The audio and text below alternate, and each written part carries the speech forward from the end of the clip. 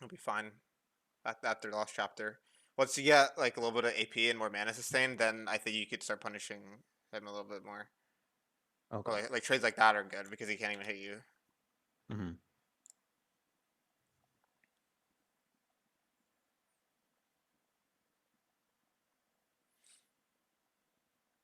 Nice. Well played. Night. Is it Ghost Ignite or something or Flash Ignite? Yeah, Oh, yeah, flashing Flash night. Yeah. Ignite. Okay.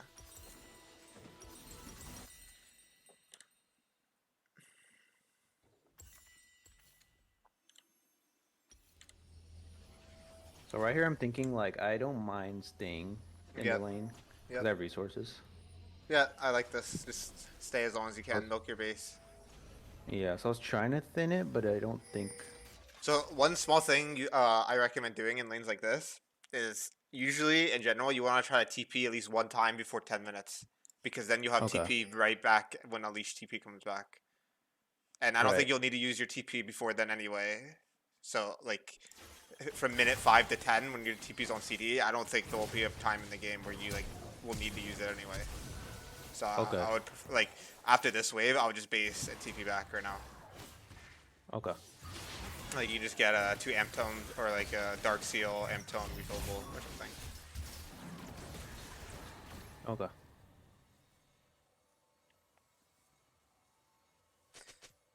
So I think we still got a good base, right? Let's see, we push it out and then we base, right? Yep.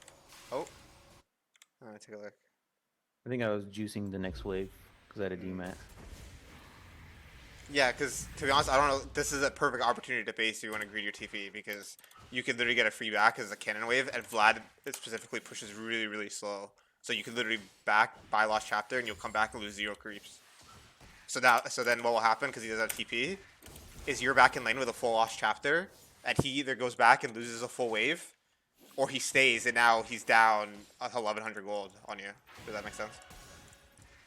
Oh, sorry. What was the first situation? Like he based and then Yeah, loses the so wave. okay, so if we look here, right after you push the wave, if you immediately go back now, Yeah. right, like you were, Uh huh. um, when the next wave comes, if he doesn't match your base, right, let's say he pushes the next wave, what's going to Mhm. Mhm. happen is you're gonna come back to lane with your Lost Chapter, Uh huh. and his two options are either stay in lane and be down 1100 gold because he didn't buy anything, or he'll Mhm. be backing while you were coming back to lane.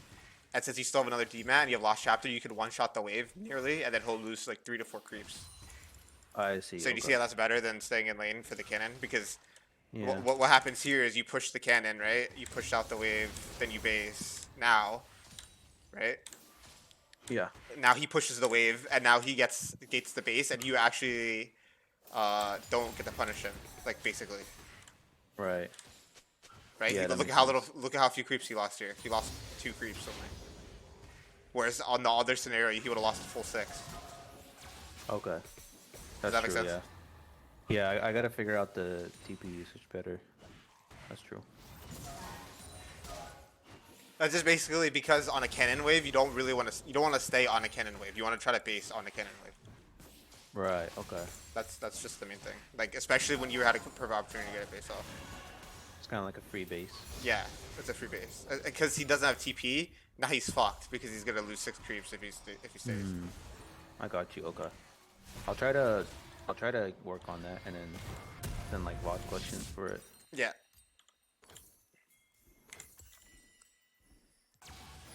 I'll go back. Did he blow his slash here?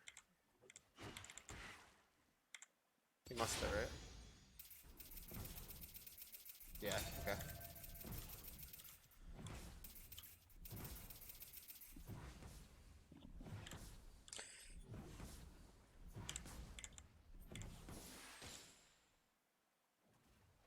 Yep. So you have the resource advantage now. You got Lost Chapter. Yeah, something like you kind of see how he's like low, but I can't really like Hmm. do anything.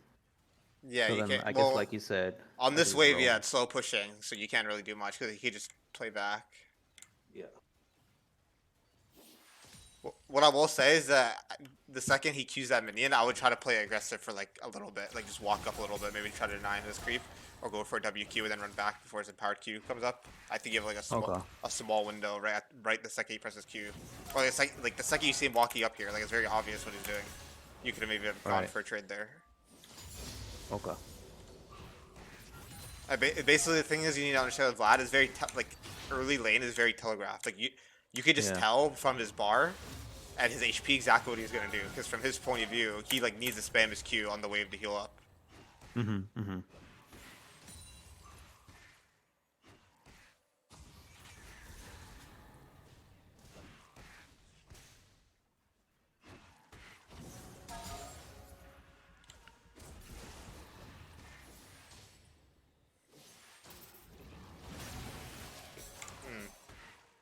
Yeah, so what would you do with this wave, I guess? Yeah, no, this is fine. I like leaving in the middle. The thing is, I think you just mistethered him. Like what I would do is walk forward a little bit, and then just Q him. Okay. Like right now, just Q him. Oh, okay. Wait, one second. Hold up. Sure. Sorry.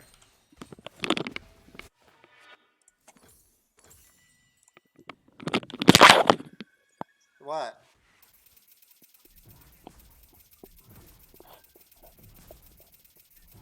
Yeah, maybe get chicken tenders. I don't know. I'm in the middle of something right now. But. Alright, I'm back. Sorry about that. You're good. But like your idea is fine. And just try to avoid his Q range. As long as you can avoid that with your Q, then you can keep slowly chunking him out. Because he heals way more when he hits a champion. Yeah. Yeah. Like right there, you just saw him use all his spells. So I'll just walk up. W, Q, nice.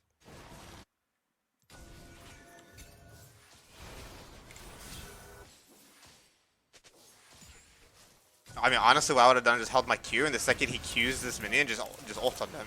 His Q's on CD. Because the reason, huh? The reason why you want to do that is because his Q has a very long cooldown, right? And not only that, if you just are onto him, even if you don't kill him, you're gonna get him so low that he can't lane anymore. But I'm pretty sure you can even just kill him right now. Just because he doesn't have Q. Like he's so weak without his Q. It has like an 8-second cooldown or something without any haste. That's true, yeah. Because look how much time you have. He just now got his second Q. This is literally like 5 or 6 seconds. He basically only has his E and his ult.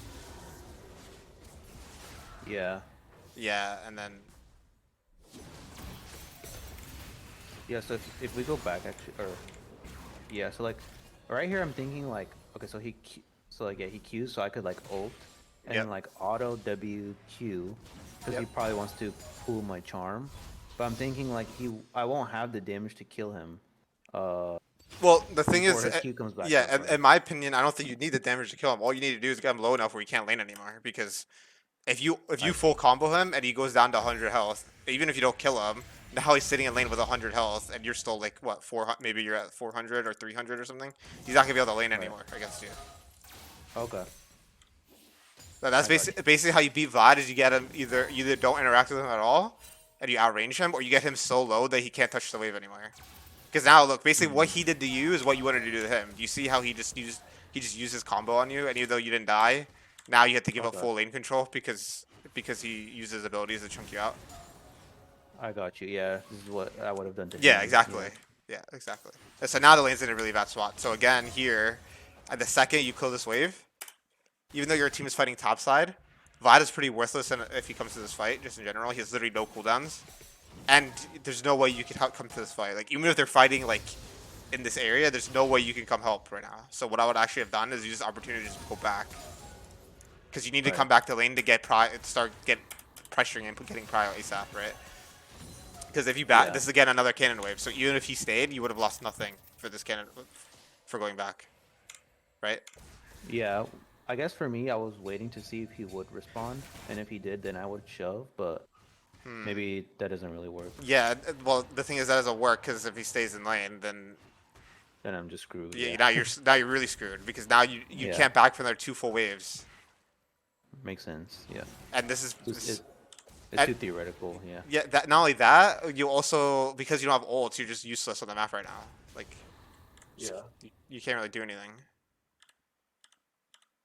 Oh yeah, and going back to the idea of using the ult for pressure, is that okay to do with Ari? It's not ideal, but I would do it specifically in that game state, right? And it's okay to do it in that. Okay. Yeah, because in general, as any champion, if you can use your ults to get a meaningful advantage in the lane, then it's worth it. So like here, this is a meaningful advantage, right? And the reason why is because now he can never touch the wave anymore, right? So now you have full pry on every wave. So when your team goes to Herald, instead of you being sitting under the turret, he'd be sitting under the turret, and you could come first, right? Which is more valuable than having your ults. And at some point, he's gonna have to take a shitty base, which is again more valuable than your ult. I see it. Okay, I see the picture. That's not something I would do in a lot of lanes because there's not that many lanes where you can actually do this as RA. But it's specific to the game. Like in that spot, I think there was an angle there. Yeah, I like that. I didn't think of that. Yeah, we base, get Aerofrost, nice.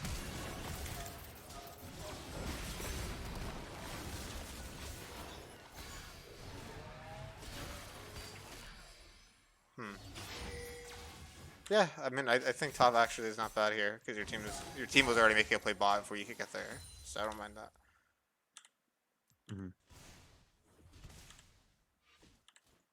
Push out one more. I think I could have TP'd a little sooner. Yeah. I knew she was looking to fight. She had 4 stacks. Yeah, the thing is you didn't. Oh, actually, you saw her there. Yeah, I would have TP'd the second I saw her go for that Q.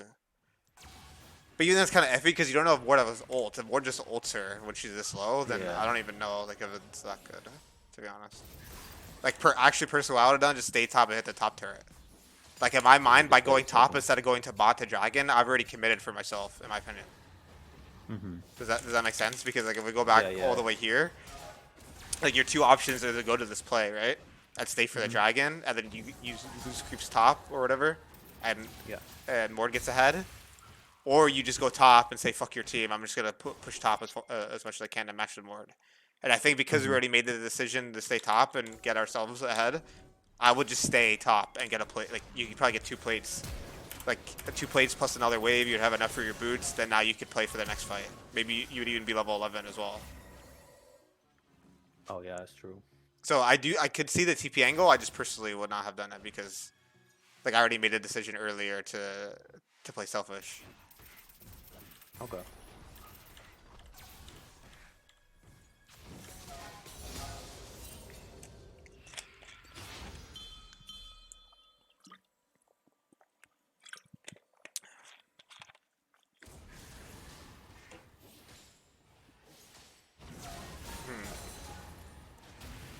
I really don't like how you're not, like, contesting him for the wave right now. Like, I don't like how you're letting him hit the wave for free, right?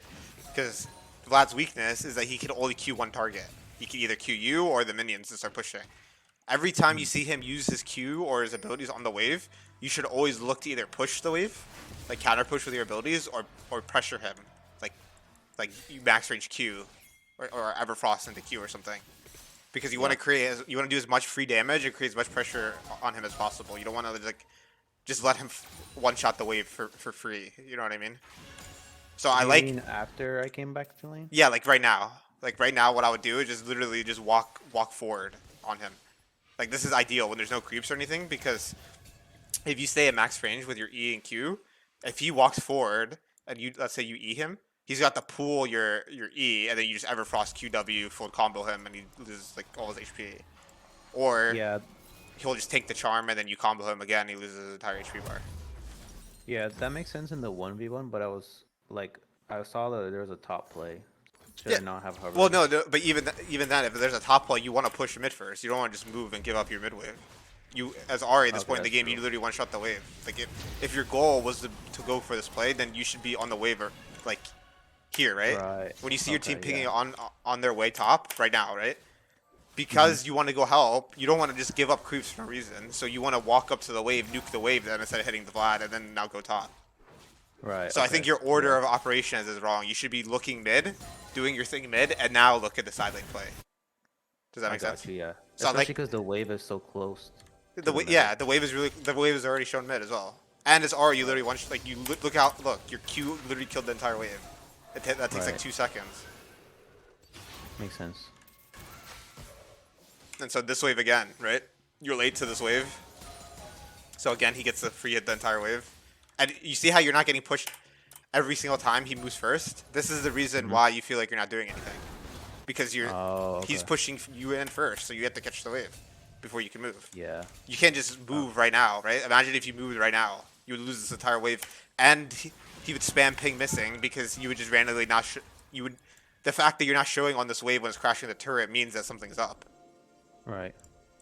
Okay. So does that make That makes sense? a lot of sense. Yeah, that's why this game felt so Yeah. like I'm not doing anything because Yeah. yeah, I got you. It's the later in the game it gets, the more you need to push first before you move. Maybe like really early skirmishes, it's okay to not push the wave and to move, but when it gets to this point in the game, you need to be pushing every wave. Yeah, because he pushed so fast too. Yeah. Okay, that makes sense. It's like that one you would have pushed too. Well, so the difference between this one and the other one is that you're already really close to the fight, and Okay. and you have a few seconds before the next wave shows up. Like Okay. you still have time, right? It's been like if we look here, right? You have like about 10 seconds, 10 to 15 seconds before you actually have to need to go to your mid wave. So that's the Right. difference. Whereas like if we go back to this one, you have like what, 2 seconds? 2 or 3 seconds Yeah. right now. Like if you start walking right now all the way to the top, it's gonna take you 10 to 15 seconds. By then the wave has been mid for like 5 to 10 seconds. Okay, so the timing, yeah, that makes sense. It also depends on the type of player you are, right? So I would say if we go back to this one where there's a fight and you want to go this, I personally would have pushed another wave because I like getting the resources for myself. But I can also see Yeah. an argument for going right now. Does that make, so this one's more preference. Yeah, no, I see it because Again, there's room for yeah. again, Persis says your Arya, I would have liked to just go mid because you one shot the wave. But like, let's say you're playing Azir or something. This is maybe a wave you would not go because it takes you so long to kill a wave with Azir. Or like some Right. other champ with like not great wave clear. Okay.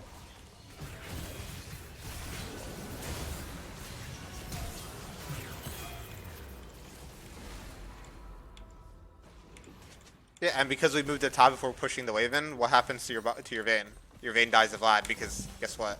He gets moved first because now you have to catch mid wave, right? If we go back Right. to here, right? Let's say we pushed in this wave first and then we move to this top play a few seconds later. Well, if we don't see Vlad here, then first of all he's losing 6 creeps, but then we know that he's going somewhere, right? Now it's the opposite.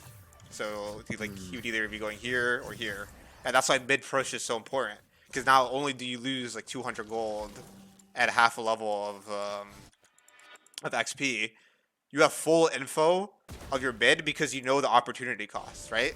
Like if he does not Yeah. show mid, then you know that he has to be doing something else. You can't just be like doing nothing while his wave is dying. Yeah. So that's why mid prio is very Right. important. Yeah, because it also gives you info. That makes sense. Yeah, because now look, now it's the other way around. You see, everyone knows you have to catch mid right now. So Vlad has the opportunity to go bot. So your Vayne actually dies because of that. Okay, so it's like the opposite. Yeah. Basically, what I said to do is what he's doing, right? So you can see, you can kind of see what happens when you give up prio. Right. Okay. Oh yeah, and so I wanted to go bot, but I guess Yeah, it seems like he's a little tilted or something. yeah. So I just went mid. Yeah, that's fine.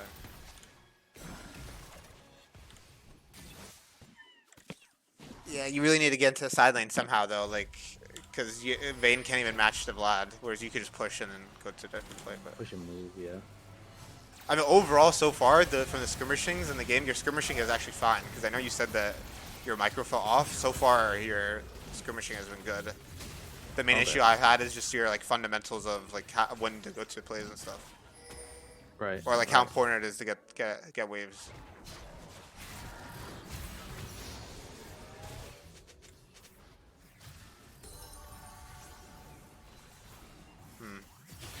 This one's a little tricky because when you land the charm, I could see why you felt like you wanted to go in here. Yeah. Right, because you just wanted to burst with your cane while she was Yeah. charged. I guess we just weren't anticipating the Samir E being able to disengage out. Well, I thought Kane was the gonna battle. ult the Samira, Right. but I guess he didn't. I mean, the so- intention was there, so I don't really want to nitpick that one because I would have probably honestly done the same thing. Okay.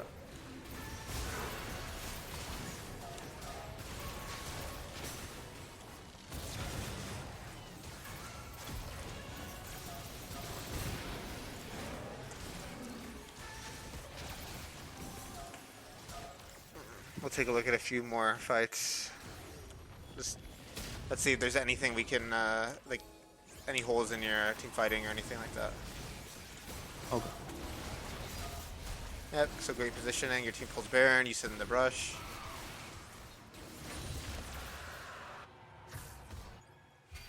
Nice charm. Good combo. Good hold on the ult. Now you go forward. Hold your E. Now use it. Nice. Alright. So, overall, your skirmishing, your fighting is really, really, really good, right? I actually think your skirmishing and fighting is like the best part of your gameplay. And Oh, that's cool. it's gonna win you, I think, a lot of games, right? This is really, really clean already. Team fighting and skirmishing. Almost every single one was played very well, right? The issues I have is just your pressuring in lane, right? I feel like you missed a lot of windows to pressure the enemy, and just understanding like how do you create as much pressure on the map, right? And so Right. what we talked about is getting prio is the most important thing. So you want to do everything you can to force the enemy to not ever have prio over you, right? So in instances like this, when you're really far ahead, the way you get prio is prevent him from hitting the wave, right? If he never touches the wave, he can never push, and you will have push on every wave, right? So what I would be doing in scenarios like this where they're really low is just be posturing really aggressively, like be like here, right? Like up in their face. So if any time it goes for a creep, you just combo them because you have the resource advantage. They go down, they're pushed in, and now guess what? You get a really nice ward, right? You can always lean to a good side. You're first to every single play, and their mid is always stuck under the turret the entire game, right? Yeah, kind of like how I was. Yeah, exactly. Because you can kind of feel how useless you were the entire game, right? Like you even said it at the start of the review. You felt like you couldn't do anything, and this is because if you look at all these timers, right? This is how many waves we are stuck under the turret, right? You can never come to this play. You'll always be second to this play against the Vlad, you know? Yeah. Again, on this wave, you have to give up, you lose creeps, right? Right. So we keep going. There's more instances of this. This one as well, because we didn't pressure him and touch the wave first. He gets prio again. So now he can move to a play, or you have to respond to mid wave, right? Oh yeah, it keeps happening. Huh? Yeah, you see how it keeps happening? And it's happening because you don't have a fundamental understanding of what you need to be doing in the game, right? It seems like it's your idea is just like, I just want to fight, I'm Ari, I want to ult and Everfrost and come to the fight. So I'm just going to stare at the fights and just come, right?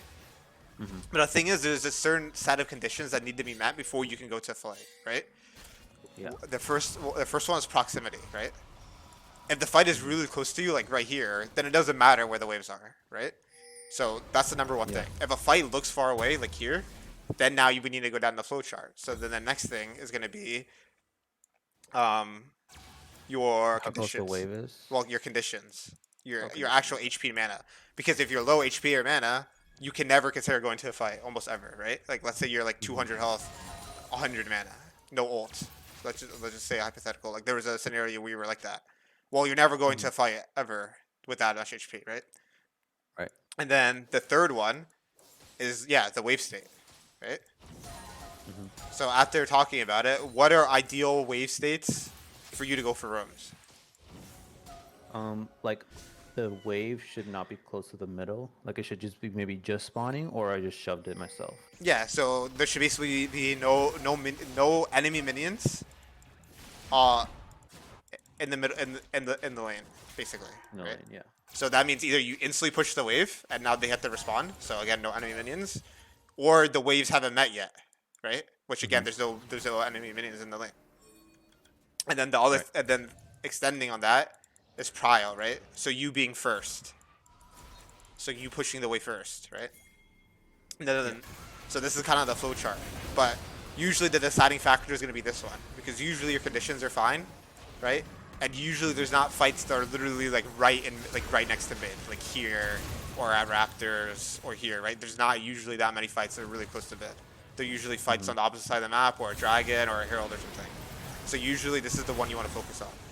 And if you ever feel like in the lane where you should be getting prio, right? So level 9 Ari, you get prio in almost every lane, right? That's one of the strengths of the art. If you're not getting prio and moving to place or getting wards or something, or pressuring your opponent off the wave, then that's a red flag. That's something you should be investigating. Yeah. Does that make sense?